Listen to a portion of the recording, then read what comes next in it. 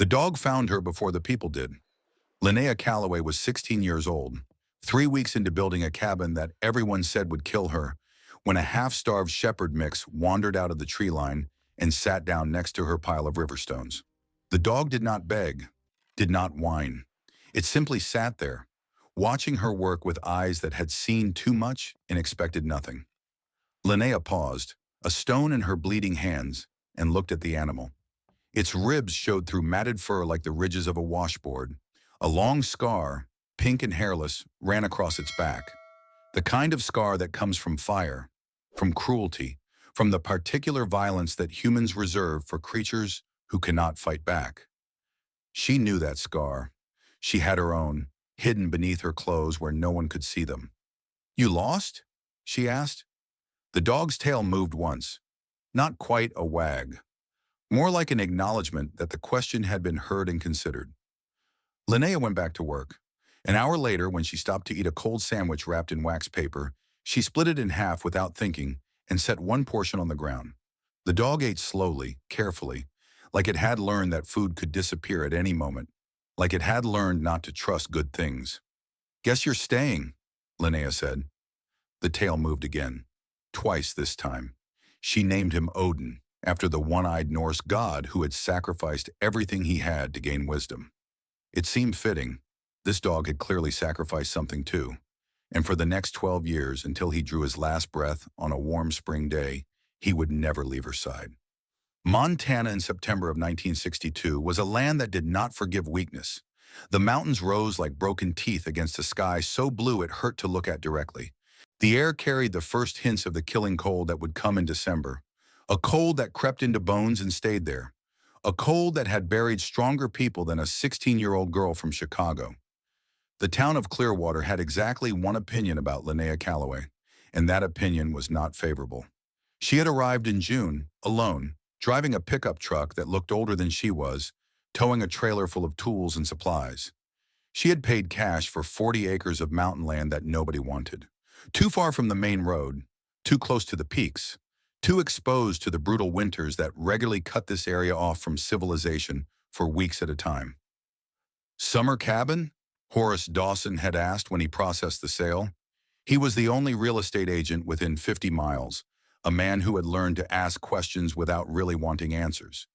"Year-round home," Linnea had replied. Horace had laughed. Then he realized she was not joking. Then he laughed again, harder, because what else could you do when a teenage girl announced plans to live alone in the mountains through a Montana winter? "Miss, I've been selling land in these parts for 23 years. I've seen grown men, experienced men with proper houses and backup generators, and wives who know how to ration supplies. I've seen them barely survive December in these mountains. You're 16. You're from Chicago. You're going to freeze to death before Christmas, assuming you don't starve first." Linnea had signed the papers without responding. She had learned long ago that words were wasted on people who had already made up their minds. Word spread quickly, as it does in small towns, where entertainment is scarce, and other people's foolishness counts as theater. By the end of her first week in Clearwater, Linnea had become a local attraction. The crazy girl from Chicago who thought she could homestead in the wilderness like it was still 1862. The men at Murdoch's Hardware watched her load supplies into her truck and made bets on how long she would last. 2 weeks, said Gideon Murdoch himself, ringing up her purchases. Bags of cement, rolls of wire mesh, enough nails to build a battleship. October at the latest, first hard frost and she'll be running back to the city. "I'll give her until the first snow," countered Ezra Caldwell, who ran the gas station at the edge of town. "City girls don't know what real cold feels like. One night at 20 below, and she'll be crying for her mama." They did not know that Linnea had no mama to cry for, had not had one since she was 2 years old. "Bold of you to assume she'll live that long," said Thaddeus Whitfield. The other men fell silent when Thaddeus spoke. At 67, he was the largest landowner in the county, a man whose family had ranched these mountains since before Montana was a state. His word carried weight. His opinions became facts simply because he voiced them. "That land she bought," Thaddeus continued, his voice carrying the rasp of too many winters and too much whiskey. "The old Harmon claim. There's a reason nobody's lived there in 30 years. Wind comes down that valley like a freight train. Snow piles up 15, 20 feet. The last family that tried to winter there, he stopped. His jaw tightened. Lost 2 children to the cold, he finished. My nieces, my sister's girls. Frozen to death 50 yards from their front door because the snow was so thick they couldn't find their way home. The men nodded solemnly. They knew the story. Everyone in Clearwater knew the story. The Whitfield tragedy of 1932 had become a cautionary tale, whispered to newcomers as evidence that these mountains demanded respect. And here was this slip of a girl, this orphan from Chicago, thinking she could succeed where others had died. Linnea heard them talking. She had developed excellent hearing over the years, a survival skill learned in a different kind of wilderness, the foster care system that had bounced her through 11 homes before she aged out. 11 families who had taken her in and given her back. Like a library book that no one wanted to finish reading, she did not argue with them. Arguing was pointless. She had learned that too. She just loaded her truck and drove back up the mountain. The first stones came from the river. Linnea had studied masonry from library books, practicing on smaller projects during the years when she had nowhere else to go. A fire pit at one foster home, a low wall at another. Small things that she could point to and say, I made that. That exists because of me. The books all said the same thing. River stones were difficult. Their rounded surfaces did not stack like cut blocks. They required more mortar, more patience, more skill. They were also free, and Linnea had more time than money.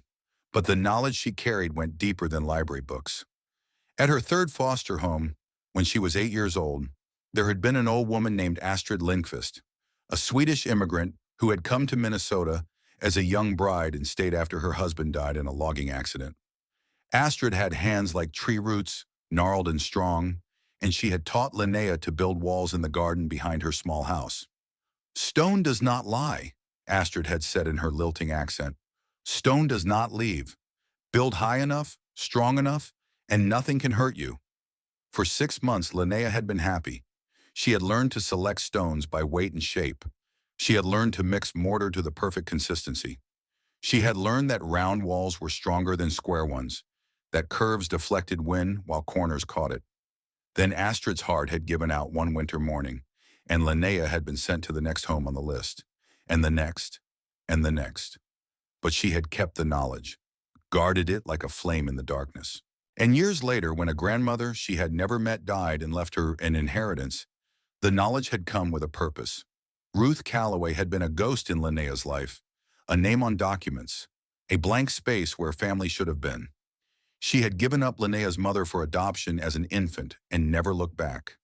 When Linnea's mother died in a car accident, when Linnea's father followed 2 years later from grief that looked like liver failure, Ruth had not come forward to claim her grandchild, but she had watched, from a distance, through lawyers and social workers and letters that Linnea would only discover years later.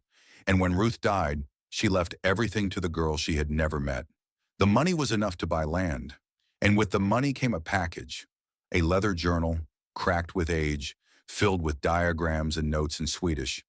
The journal had belonged to Ruth's grandfather, a stonemason from Uppsala, who had built houses that still stood after 300 years.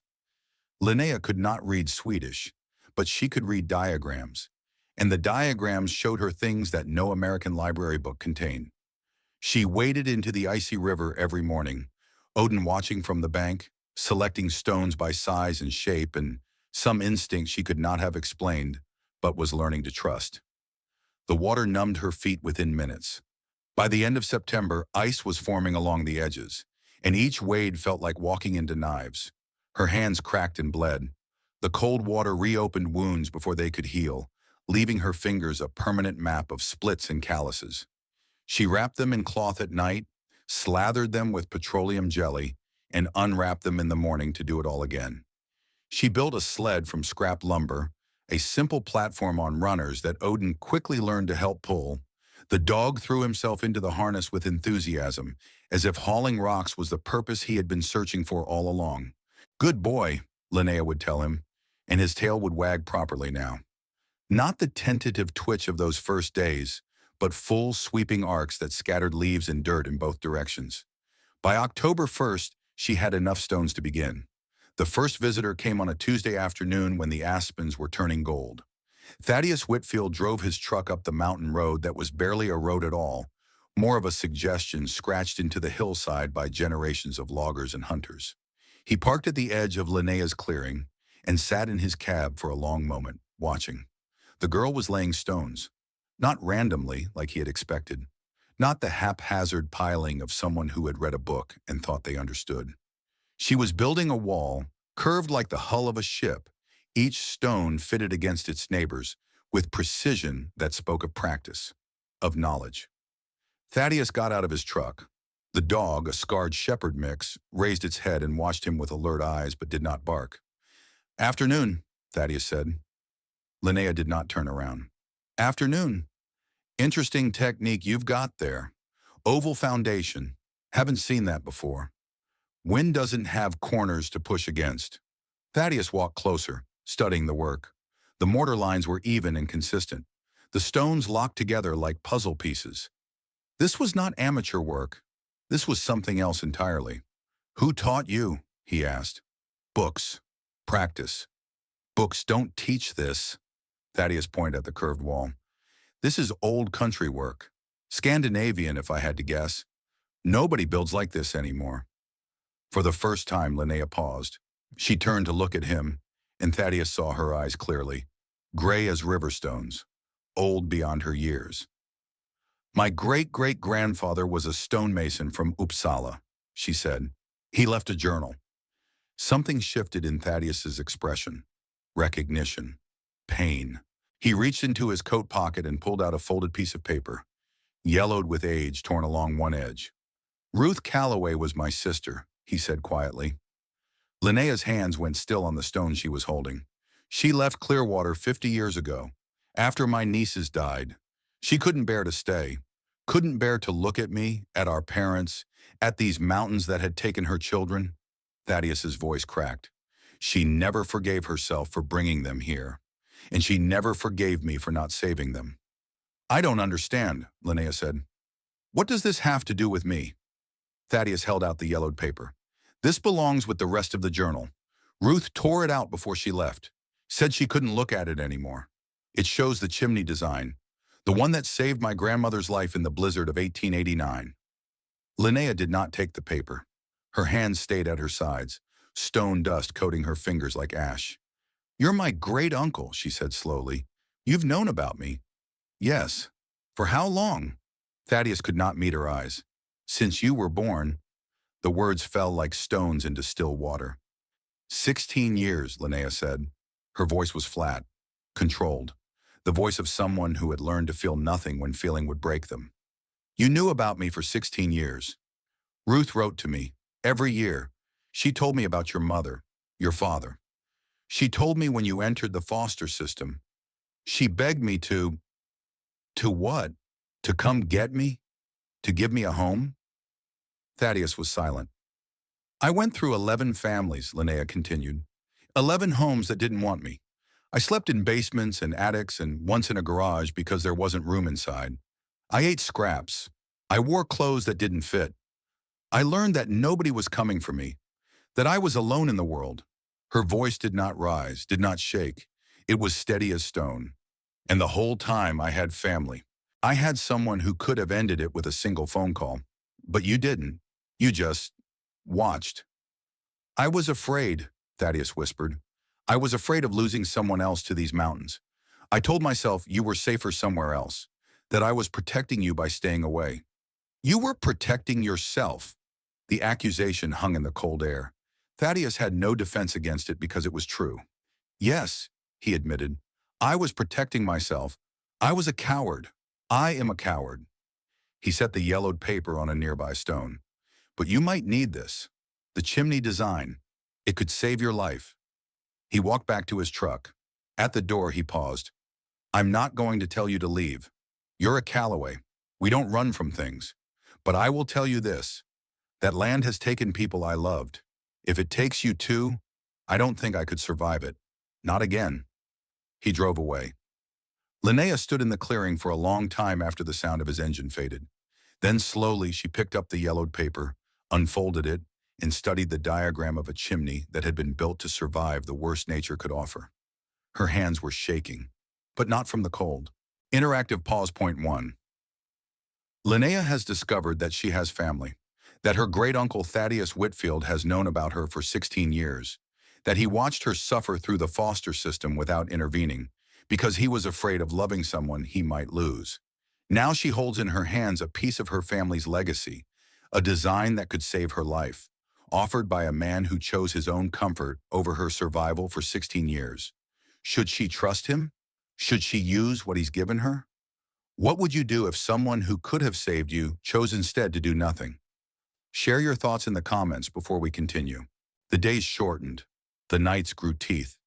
October in the Montana mountains was a warning, a preview of the violence to come. The aspens turned gold and then bare, their leaves carpeting the ground in brittle drifts.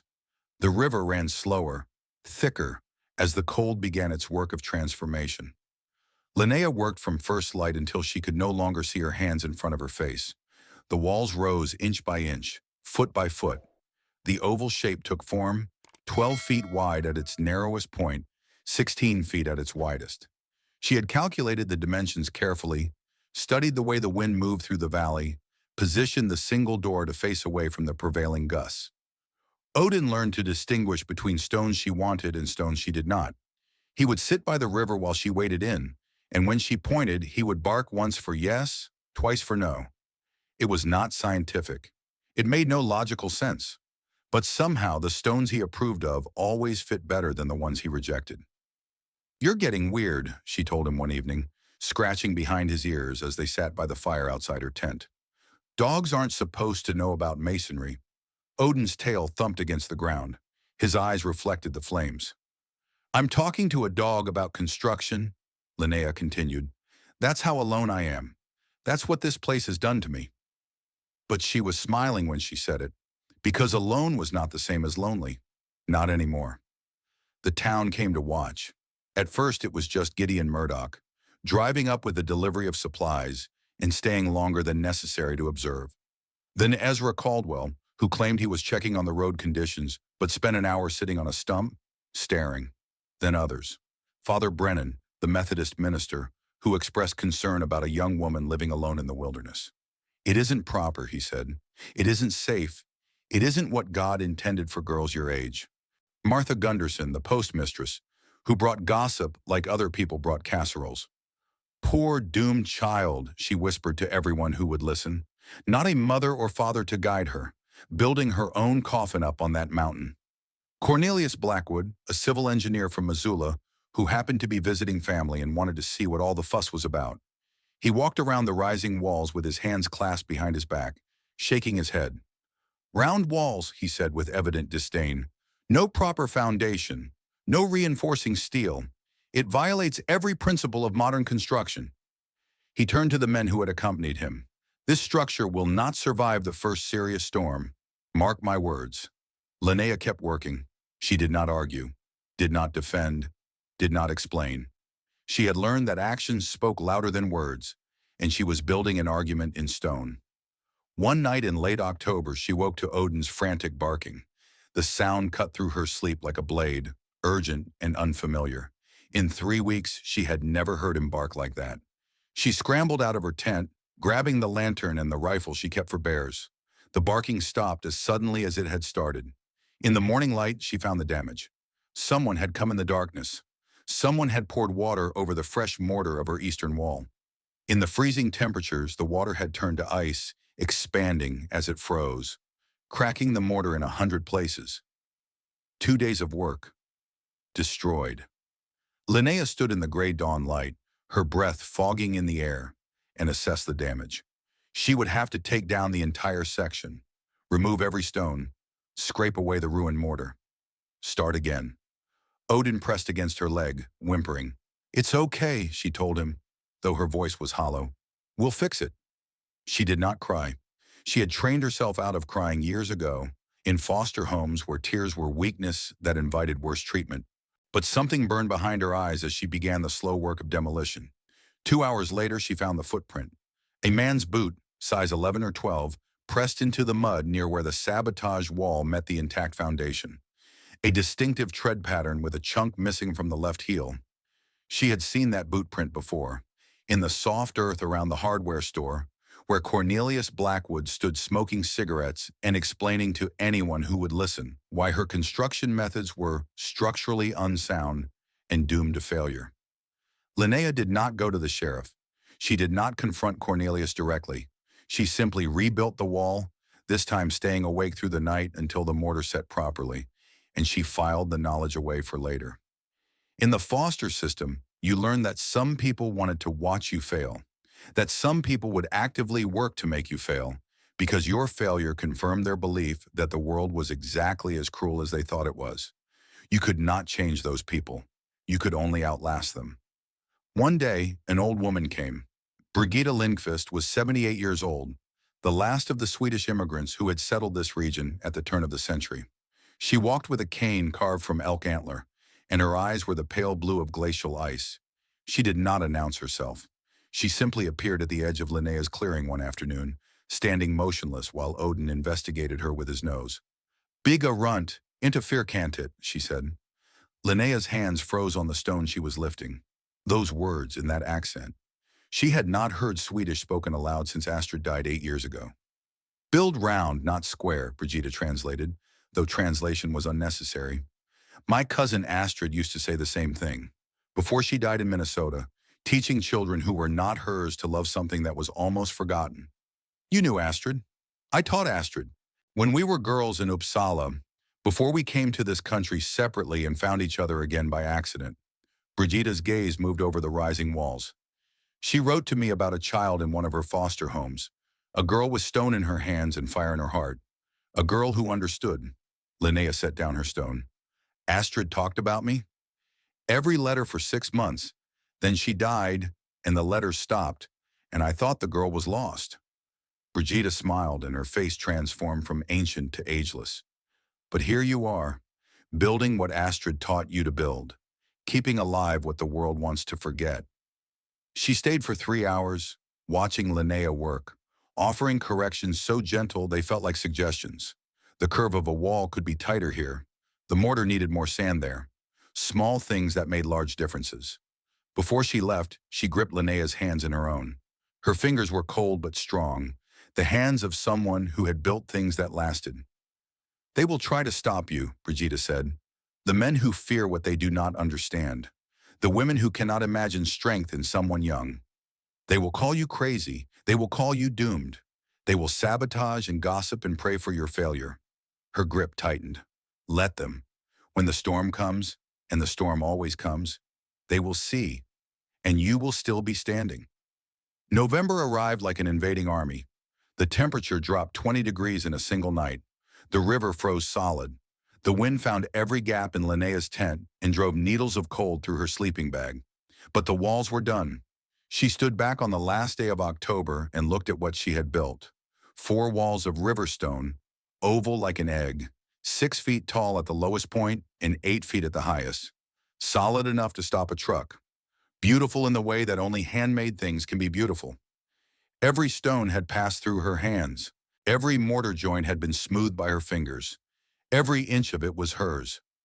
Odin sat beside her, his breath forming clouds in the frigid air, his scarred back pressed against her leg. "We did it," she whispered. His tail swept the frozen ground. The roof came next, and it came fast. Linnea had prepared the timber during the weeks of wall building, cutting and notching logs during breaks when the mortar needed time to set. Pine logs, straight and true, harvested from her own land with an axe that raised blisters, and then calluses, and then strength. The first beam was the hardest. She had to lift it alone, raise it above her head while standing on the stone walls, slot it into position without dropping it on her skull. Her arms shook, her back screamed. Odin barked encouragement from below, running in circles, unable to help but unwilling to be silent. The beam settled into its notches. Linnea drove wooden pegs through the joints, securing it forever. "1 down," she breathed. 11 to go. Josiah Garrett appeared on the day she raised the 3rd beam. He was 45 years old, a widower who ran a small ranch 10 miles down the valley. His wife had died of cancer 3 years earlier. leaving him with a 7-year-old daughter named Emma and a grief that had carved permanent lines around his eyes. He did not speak when he arrived. He simply took up position on the opposite end of the beam Linnea was struggling to lift, added his strength to hers, and helped guide it into place. They worked in silence for 2 hours. When the beam was secure, Josiah finally spoke. "My wife would have liked you," he said. "She was stubborn too." He came back the next day, and the next. He never offered advice, never suggested she was doing anything wrong. He simply showed up, worked until the light failed, and drove home to his daughter. Sometimes Emma came with him. The 7-year-old would sit on a stump, watching everything with curious eyes, asking questions that adults had stopped asking long ago. "Why round?"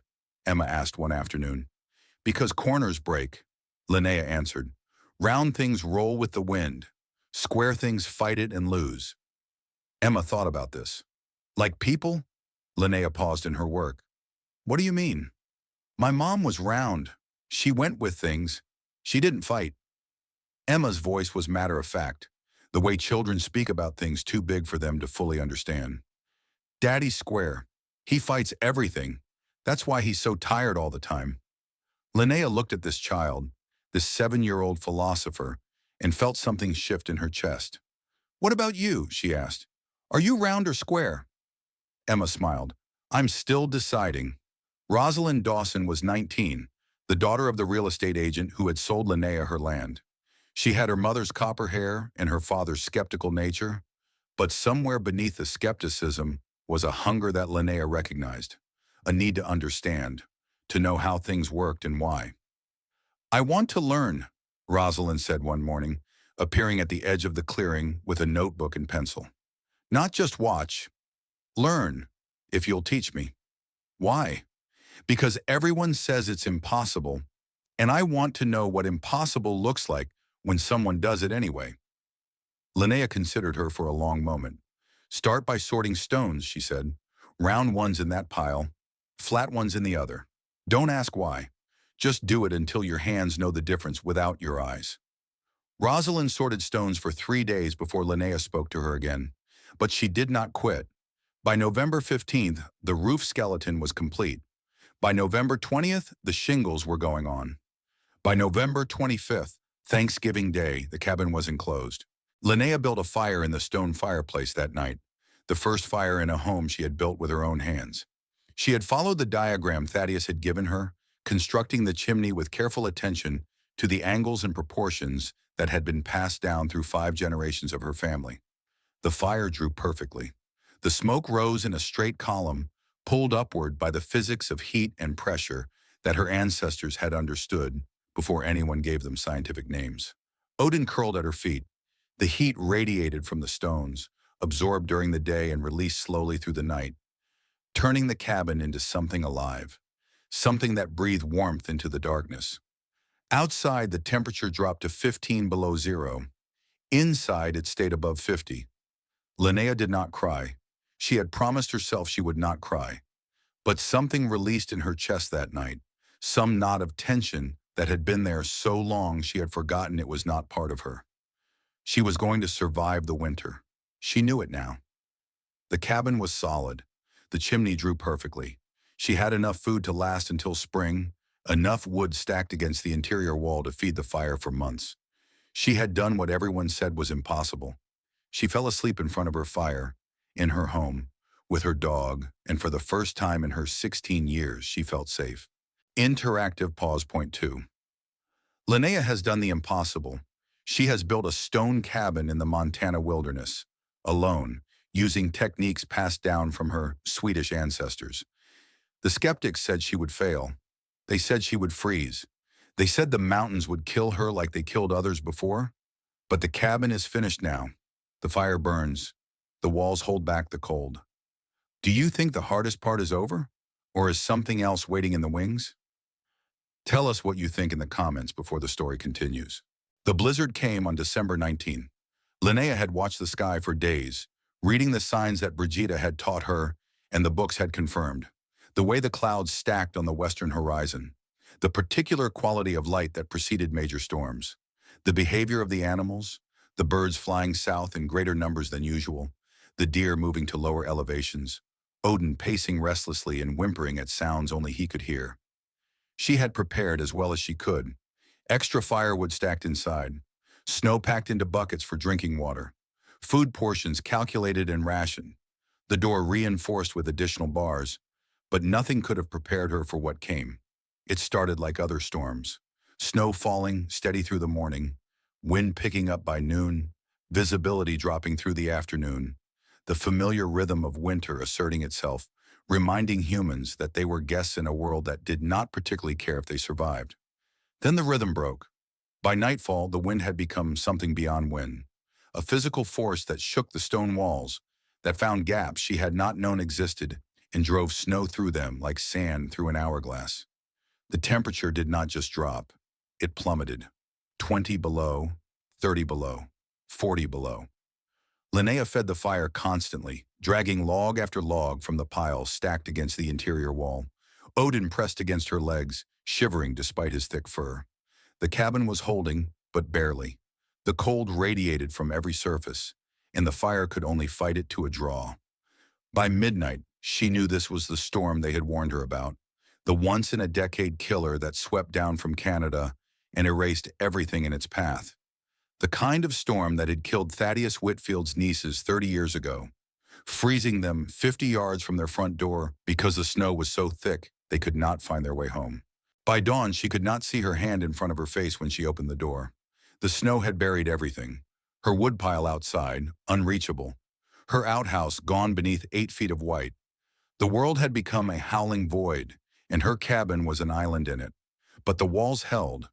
Riverstone fitted tight, mortared solid. The wind screamed against them and found nothing to grip. The snow piled against them and could not push through.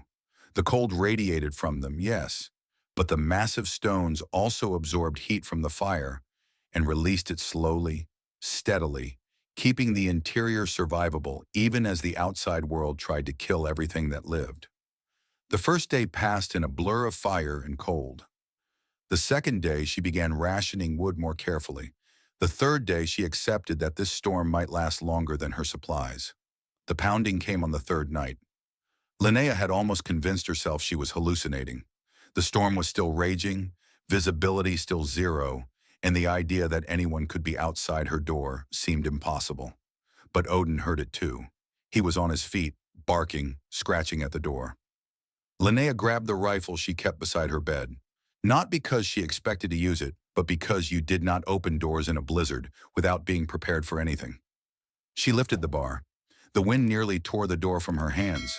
Snow blasted into the cabin, accompanied by 4 figures so covered in ice that they barely looked human.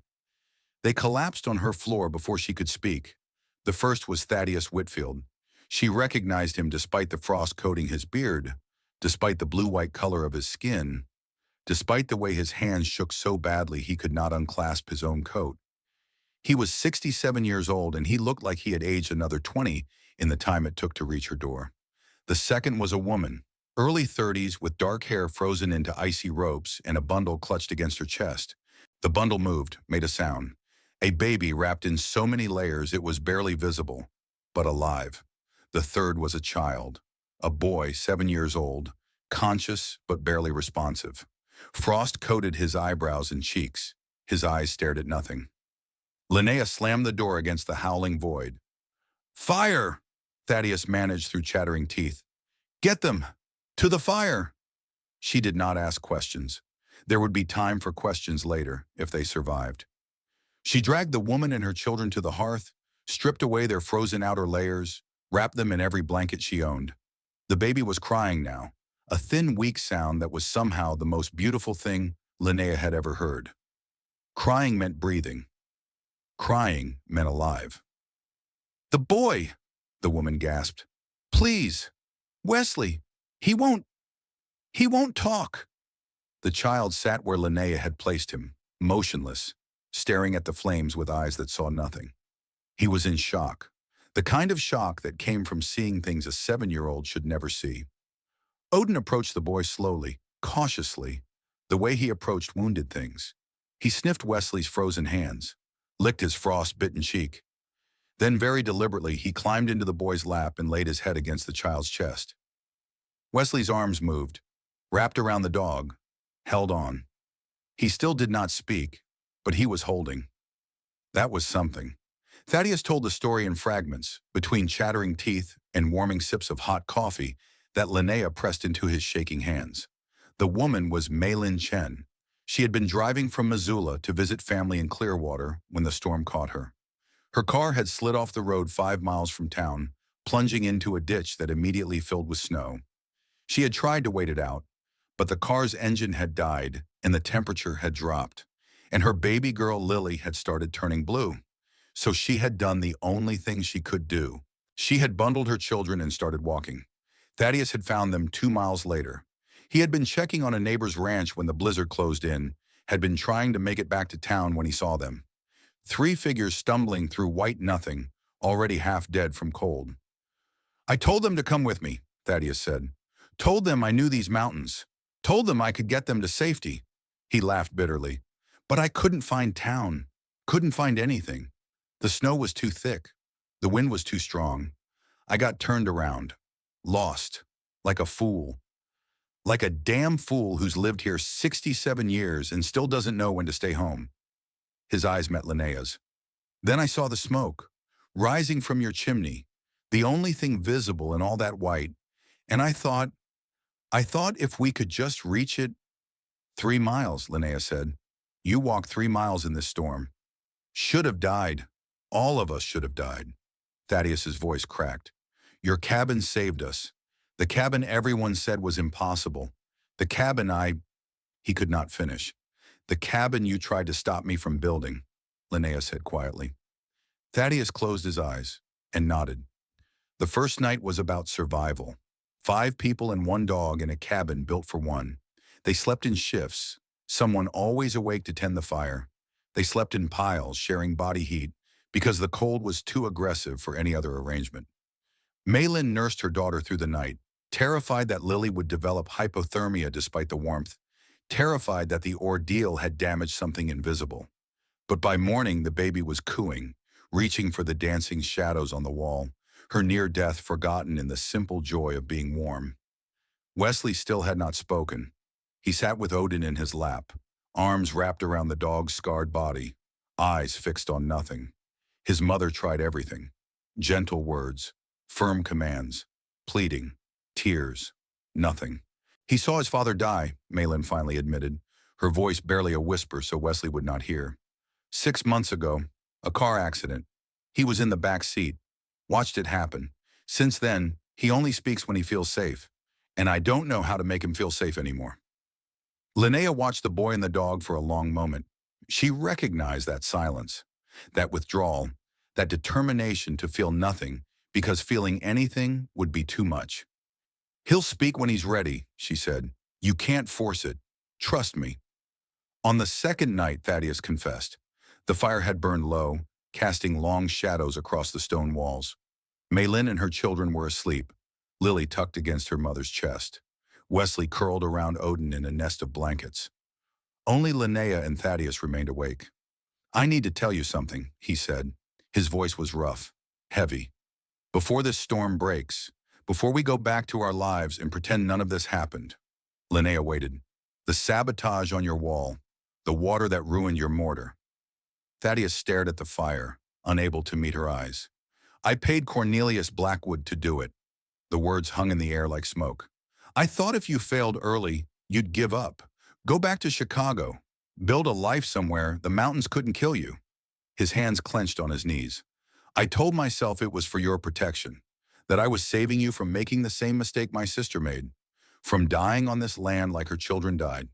You wanted me to fail. I wanted you to live." Thaddeus finally looked at her, and there were tears on his weathered cheeks.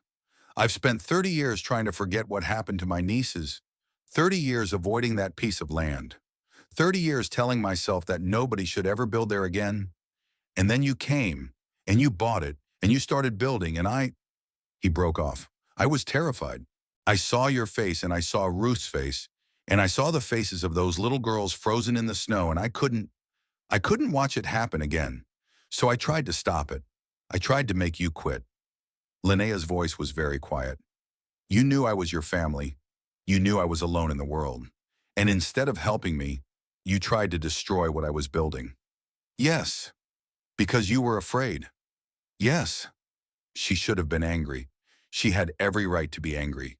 This man, her own blood, had watched her suffer through the foster system for 16 years without lifting a finger, had stood by while she bled and froze and fought to survive, had actively tried to sabotage the one thing she had ever built for herself. But anger required energy that she could not spare. Not now. Not in this cabin, with a storm raging outside and 4 people depending on her fire to keep them alive. I don't know if I can forgive you, she said finally. I don't know if I should, but I understand. Fear makes people do terrible things. I've seen it. I've lived it. I've been on the receiving end of it my whole life. Thaddeus's face crumpled. What you did was wrong, Linnea continued. The 16 years of silence, the sabotage, all of it. But you're here now. You brought those people to safety. You walked 3 miles through a blizzard because you saw smoke from a chimney that you tried to make sure would never exist. She met his eyes. That has to count for something. It has to. Does it? Thaddeus's voice broke. Does it make up for 16 years? Does it make up for all the homes you went through, all the people who gave you back like you were nothing? Does it make up for the family you should have had and didn't because I was too much of a coward to pick up the phone? No, Linnea said. It doesn't make up for any of that. Nothing can. But it can be the start of something different. Something better, if you want it to be. The fire crackled. Outside, the wind screamed. I want it to be, Thaddeus whispered. God help me, I want it to be. Interactive pause point 3. Thaddeus Whitfield has confessed everything. He watched Linnea suffer for 16 years. He sabotaged her work. He tried to make her fail because he was terrified of losing someone else. Now he sits in the cabin she built despite him, alive because of her strength, begging for a chance to start over. Can people change? Can cowardice become courage? Can the people who failed us become the family we need? Share your thoughts before the story continues. On the 3rd night, Wesley spoke. It happened without warning. One moment he was sitting in his usual spot. Odin pressed against his side, the firelight dancing across his frost-touched cheeks. The next, his thin voice cut through the cabin's silence like a bird breaking the morning stillness. Is this dog broken too? Everyone froze. Malin's hand flew to her mouth. Thaddeus looked up from the fire he was tending. Linnea set down the pot she was washing. Why do you ask? Linnea said carefully. Wesley's fingers traced the scar on Odin's back. He has a mark, like someone hurt him, but he doesn't seem sad. Linnea crossed the cabin and knelt beside the boy. Odin's tail thumped against the floor. Someone did hurt him, she said, before I found him.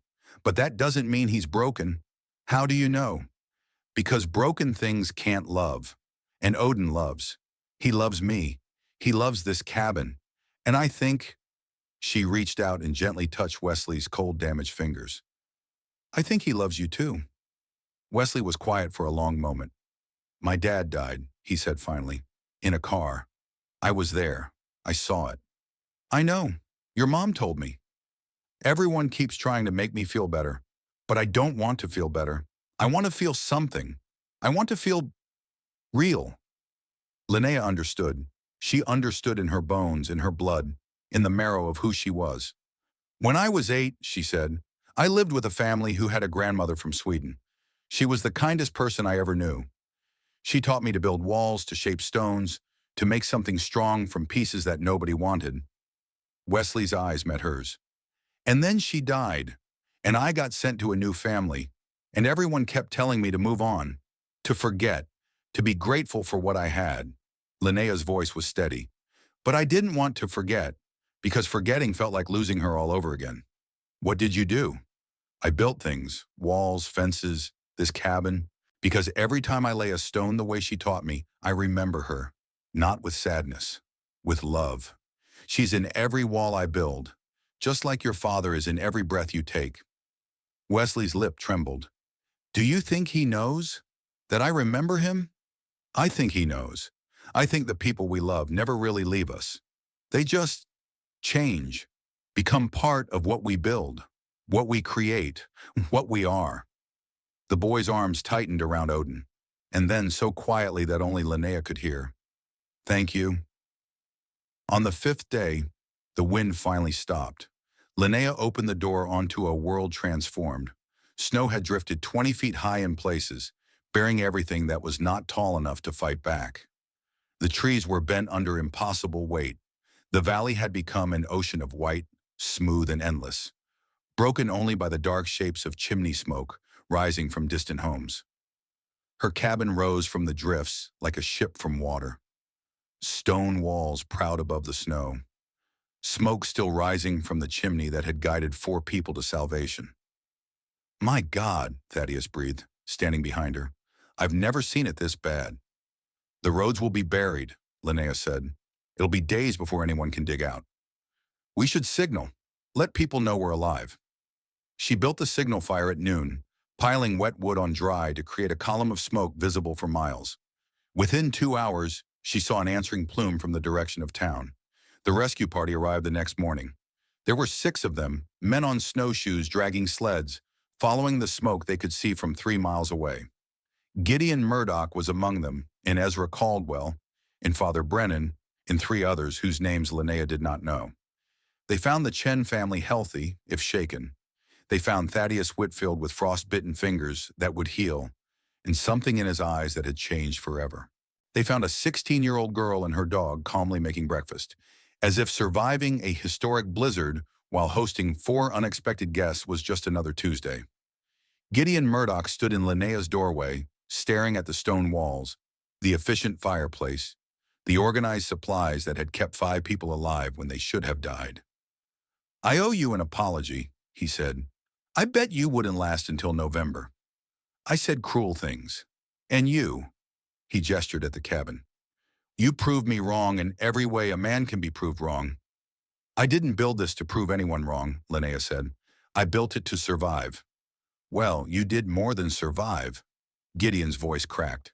You saved 4 people, including a woman and her babies. You saved them with your bare hands and your stubborn head and this impossible cabin. Cornelius Blackwood came later that afternoon. He approached the cabin slowly, his engineer's eyes scanning the walls, the roof, the chimney that still drew perfectly after 5 days of the worst storm in 30 years. His expression was unreadable. Linnea watched him from the doorway, Odin pressed against her leg, a low growl rumbling in the dog's chest. I poured the water on your wall, Cornelius said. There was no preamble, no excuses. Thaddeus paid me, but I didn't need the money. I did it because I was angry, because I've spent 15 years getting an engineering degree, and here you were, a teenager with a library book, doing things I couldn't explain. Linnea said nothing. I told everyone your cabin would fall down. I said the technique was primitive. I said the mortar was wrong, the foundation was unstable. The whole thing was a death trap waiting to happen. Cornelius laughed bitterly. And then the biggest blizzard in 30 years came, and your cabin didn't just survive. It saved people. While houses I designed in Missoula lost their roofs. He fell to his knees in the snow. I was wrong. About everything. About you. About this cabin. About what I thought I knew. His voice broke. I'm sorry. I'm so sorry. Linnea looked at him for a long moment. This grown man kneeling in the snow, begging forgiveness from a 16-year-old girl. She had seen this before, in all the homes she had passed through. People who destroyed because they were afraid. People who tore down what they could not understand. Cornelius was not evil. He was small, and small people could grow if someone gave them the chance. Get up, she said. Snow's too cold for kneeling. Come inside, I'll show you how the chimney works. The town gathered that afternoon. They came on snowshoes and sleds, carrying food and blankets, and the particular kind of shame that manifests as excessive helpfulness. They came to see the cabin that had saved 4 lives. They came to see the girl who had built it. Father Brennan offered a prayer of thanksgiving. Martha Gunderson brought 3 pies and apologized for every unkind word she had ever spoken. Ezra Caldwell just stood in the doorway, shaking his head, saying, I'll be damned over and over. Thaddeus Whitfield stepped forward to address them all. He was old and tired and had nearly died 3 days ago. His frostbitten fingers were bandaged. His voice was rough from cold and emotion, but he stood straight, and when he spoke, everyone listened. "This girl," he said, pointing at Linnea, "is my great-niece, the granddaughter of my sister Ruth, who left this town 50 years ago with a broken heart. I have known about Linnea for 16 years. I watched her go through the foster system alone. I watched her struggle and suffer and survive without any help from me, because I was afraid, because I was a coward." The crowd fell silent. "When she came here, I tried to make her leave. I paid a man to sabotage her work. I told everyone she would fail because I needed her to fail. Because if she succeeded, it meant I could have helped her all along and chose not to." He turned to face Linnea directly. "I can't give you back your childhood. I can't undo 16 years of cowardice. But I can give you this." He pulled a folded document from his coat. 200 acres adjoining your land. The best grazing and timber rights in the county. It's yours, free and clear, on one condition. Linnea took the document, but did not open it. "What condition?" "Teach," Thaddeus said. "Teach what you know. The stonework, the old techniques, the things your great-great-grandfather knew, and Astrid knew, and Brigida knows. Teach them to anyone who wants to learn, for free, so this knowledge doesn't die with us." The crowd watched in silence. Linnea looked at the document in her hands. 200 acres, a fortune in land, more security than she had ever imagined possible, and all she had to do was share what she had learned. "I accept," she said. The spring came slowly to Clearwater. Snow melted inch by inch, revealing the damage the blizzard had caused. Collapsed barns, dead livestock, fences that would need rebuilding from scratch. The storm had been the worst in 30 years, and the recovery would take months. But amid the destruction, something was growing. 7 families asked Linnea to teach them the old techniques. She started with the basics: selecting stones, mixing mortar, understanding how curves distributed weight better than angles. The same lessons Astrid had taught her, passed on to new hands. Rosalind Dawson became her first official student. The copper-haired girl who had spent months taking notes now got her hands dirty, bleeding and cursing and learning. By June, she could lay a decent wall without supervision. By August, she was teaching others. Old Brigida came whenever the weather permitted, adding her own knowledge to Linnea's. She told stories of the old country, of buildings that had stood for centuries, of techniques that modern architects were only now rediscovering. "They call it passive design now," Brigida said with a sly smile. "Give it a fancy name and suddenly it's innovation, as if our grandparents were not doing the same thing 100 years ago." Josiah Garrett continued to appear, helping without being asked, staying longer each time. Emma, now 8 years old and curious about everything, had attached herself to Linnea like a shadow. She learned to sort stones before she learned long division, and she could identify good mortar by texture before she could read chapter books. "She likes you," Josiah said one evening, watching Emma practice stacking rocks in Linnea's yard. The sun was setting behind the mountains, painting everything gold. "She hasn't taken to anyone since her mother died. But with you, I like her too," Linnea said. Their eyes met. Something passed between them, unspoken but understood. Not romance, not yet, but the possibility of it, the foundation of it. "She needs someone," Josiah said quietly, "and so do I. But I won't push." "You've had enough people in your life who pushed." Linnea smiled. "Ask me again in a few years, when I'm not a teenager anymore." "I will," Josiah said, and he meant it. The cabin gained additions that summer. A second room for guests or supplies, or the future Linnea was beginning to imagine. A proper porch where she could sit and watch the valley change colors with the seasons. A workshop where she could practice the masonry that had saved her life and the lives of 4 strangers. Wesley Chen visited often. He and his mother had settled in Clearwater after the blizzard, unwilling to return to Missoula and the memories it held. The boy who had not spoken for 2 days was speaking now, healing slowly, though he still preferred Odin's company to most humans. "Can I learn?" he asked one day, watching Linnea work. "To build like you do? You're 8 years old." "I know, but I want to learn anyway. For when I'm older, for when I can make things that last. Linnea handed him a trowel. Start small, she said. Mix this mortar until it feels like thick oatmeal. Then we'll talk about the next step. Wesley mixed mortar for 3 hours. His arms ached. His back hurt. His hands blistered and bled. He came back the next day, asking for more. In September of 1964, old Brigida died. She passed in her sleep peacefully, surrounded by letters from family in Sweden and photographs of the life she had built in America. She was 80 years old, the last of her generation, the final keeper of knowledge that had nearly been forgotten. Her will left everything to Linnea, not money, of which there was little, not land, which she had never owned, but books. Dozens of books in Swedish, some handwritten, containing centuries of accumulated wisdom about building, farming, surviving in climates that wanted to kill you. Linnea could not read them, so she learned Swedish. It took 2 years studying at night by lamplight after days of physical labor. She learned the words for stone and mortar and strength. She learned the old proverbs, the folk wisdom, the stories that carried truth in their bones. And when she could finally read the books, she understood why Brigida had left them to her. This was a lineage, not of blood, but of knowledge. A chain of teachers and students stretching back generations, each one adding to what came before, passing it on to what came after. She was part of that chain now, and she would not let it break. In 1968, Linnea Calloway married Josiah Garrett. She was 23 years old. He was 51. The age difference raised eyebrows in town, but no one who knew them questioned the match. They had spent 6 years building something together, stone by stone, and the foundation was solid. The ceremony was small, held in the cabin she had built with her own hands. Father Brennan officiated, though he admitted afterward that he had never conducted a service in a building quite like this one. The stone walls seemed to glow in the candlelight, and the fire in the great hearth burned steady and true. Odin served as ring bearer, the golden bands tied to his collar with a ribbon.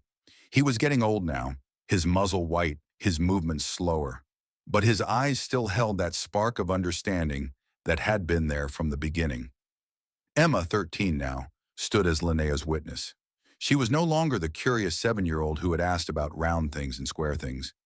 She was becoming something stronger, something shaped by stone and love and the example of a woman who had built her own life from nothing. "Are you my mom now?" Emma asked before the ceremony. "Do you want me to be?" Emma thought about it. "I want you to be Linnea, because that's better than any mom I could imagine." Wesley Chen, 13 years old and nearly as tall as Linnea now, served as a witness too. He had spent the past 6 years learning everything she could teach him, and his hands had grown strong and sure. "Thank you," he said to her, before she walked to stand beside Josiah, "for everything, for saving us in the storm, for teaching me, for showing me that broken things can still build." Linnea hugged him. "You were never broken," she said, "just waiting to find your purpose." They were a family now, not by blood alone, but by choice, by stone, by everything they had built together. The years passed like river water, steady, inevitable, carrying everything forward. Odin died in 1974, on a warm spring day when the wildflowers were blooming and the world seemed full of promise. He was 13 years old. He had lived a good life, filled with love and purpose and the particular dignity that comes from being needed. At the end, he simply lay down in his favorite spot by the fire, rested his graying head on his paws, and stopped breathing. Linnea buried him on the hill overlooking the river, where she had collected the first stones for her cabin 12 years before. She marked the grave with a flat river rock, carefully selected, and carved into it the words that seemed most true. Odin. He found me when I needed finding. 1961-1974. She cried at the grave, the first tears she had shed since childhood, since the foster homes where tears were weakness that invited worse treatment. But these were not tears of weakness. They were tears of love. They were proof that something had mattered. Josiah found her there an hour later, sitting in the grass, looking at the valley below. "Are you okay?" he asked. "Yes," she said. And she was, because grief was not the opposite of okay. Grief was the price of having loved fully, and she would pay that price gladly, as many times as life asked her to. They got another dog 3 months later, a shepherd mix like Odin, rescued from a shelter in Missoula. They named him Odin the Second, then just Odin, because some names were not about the individual, but about the continuation. This new Odin was not the same as the first. He was younger, louder, more prone to stealing food from counters and rolling in things that smelled terrible. But he had the same eyes, the same understanding, the same willingness to sit beside people who needed sitting beside. Thaddeus Whitfield died in 1979 at 84 years old. In the 17 years since the blizzard, he had become a different man. The cowardice that had defined him had been replaced by something else. Not courage exactly, but accountability. He showed up. He helped. He did the work of rebuilding what his fear had nearly destroyed. He and Linnea never spoke of forgiveness. Not directly, but they built things together. Stone walls, fences, a small chapel on the hill where his nieces were buried. And in the building, something healed. His last words, according to his daughter who held his hand at the end, were, "Tell the stone girl I saved her a seat, and this time I won't stay silent." Linnea did not know exactly what that meant, but she liked the sound of it. Wesley Chen graduated from Montana State University in 1978 with a degree in architecture. He had taken his time getting there, spending years learning the practical skills before seeking the formal education. He had worked alongside Linnea every summer, every holiday, absorbing knowledge that no university could provide. And when he finally walked across that stage at 23 years old, he carried more real-world understanding than any of his professors. His thesis, Scandinavian Stone Techniques in American Mountain Construction, was published in 3 academic journals and became required reading in several architecture programs. He dedicated it to his father, who had died when he was 7, and to Linnea, who had taught him that broken things could still build beautiful futures. Rosalind Dawson wrote a book in 2005. It was called The Stone Girl of Clearwater, and it told the story of a 16-year-old orphan who had done the impossible, who had built a home with her bare hands while the world laughed at her, who had saved 4 lives in a blizzard and changed a community's understanding of what was possible. The book became a bestseller, not because it was about architecture or history or Montana, though it was about all of those things. It became a bestseller because it was about hope, about the stubborn refusal to let others define what you could achieve, about building something beautiful from pieces that nobody wanted. Linnea was 60 years old when the book came out. Her hair was silver now, her hands gnarled from decades of working with stone. But she still built things, still taught anyone who wanted to learn, still woke each morning in the cabin she had constructed with nothing but determination and a tattered Swedish journal. Josiah had passed in 1998, peacefully, in the second room they had added to the cabin for guests and family, and the future they had built together. Linnea missed him every day, but she was not alone. She had Emma, who was 50 now and had 3 children of her own. She had Wesley, who had become one of the most respected architects in the state. She had hundreds of students who had passed through her hands, learning the old ways, carrying them forward. She had built more than a cabin. She had built a legacy. In 2020, the original cabin was designated a Montana State Historic Site. A small ceremony was held, attended by local officials and architectural historians and reporters from as far away as New York. They placed a bronze plaque by the door. The Callaway Cabin, built 1962 by Linnea Callaway, age 16, a testament to human determination and the wisdom of ancestral knowledge. Linnea, 75 years old and still sharp as the stones she worked with, gave a short speech. "People ask me how I did it," she said, her voice carrying clear across the gathered crowd. "How a 16-year-old girl built something like this, alone, with no help, and everyone telling her she would fail." She paused, looking at the walls that had sheltered her for 58 years, the walls that had saved 4 lives in a blizzard, the walls that had proven everyone wrong. The answer is simple. I did it one stone at a time, with hands that bled and healed and bled again, with a dog who believed in me before anyone else did, and with the absolute refusal to let anyone else decide what I was capable of. She touched the doorframe, smoothed by decades of hands passing through. That's how you build a home. That's how you build a life, stone by stone, until the walls hold, until the fire burns, until the smoke rises and someone lost in the storm sees it and knows that they're going to survive. Final interactive pause point. Linnea Calloway started with nothing, an orphan, a reject, a girl that the system had given up on and the world had written off. She ends with everything, a home she built, a family she chose, a legacy that will outlast her by generations. Her story is not about stones or cabins or surviving blizzards. Her story is about the radical, transformative power of refusing to quit. What walls are you building in your own life? What storms are you preparing to survive? And who might you save simply by refusing to let your fire go out? If this story moved you, share it with someone who needs to hear it. Leave a comment telling us what you're building, stone by stone, and subscribe so you don't miss the stories yet to come. Linnea Calloway Garrett died on a quiet morning in the spring of 2025. She was 80 years old. She died in the cabin she had built 63 years before, surrounded by children and grandchildren and great-grandchildren she had never imagined possible when she was a scared 16-year-old wading into a frozen river to collect stones. The fire burned in the hearth she had constructed with her own hands. The walls stood solid as the day she had raised them. A dog named Odin, the fourth to bear the name, lay at the foot of her bed, watching with eyes that understood. Emma held her hand. Wesley, gray-haired himself now at 70, sat in the corner, tears streaming down his cheeks. The great-grandchildren were quiet, sensing the weight of the moment, not fully understanding what they were losing, but knowing it was something irreplaceable. Linnea's last words were simple. I was warm, and then she was gone. They buried her on the hill next to the first Odin, overlooking the river, overlooking the valley, overlooking the cabin that had started as desperation and become a legend. The gravestone was carved from river rock, collected from the same stretch of water where she had waded through ice to gather the building blocks of her impossible dream. The epitaph read, Linnea Calloway Garrett, 1945-2025. She built her home. Then she built her family, stone by stone. The cabin still stands today. The walls are as solid as the day she built them. River rock fitted tight, mortared smooth, raised by a girl that everyone said would fail.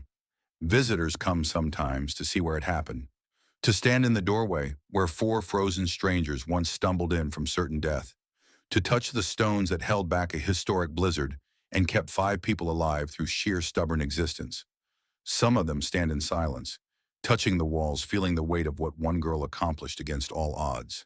They trace the mortar lines with their fingers. They look at the fireplace that drew perfectly from the first day.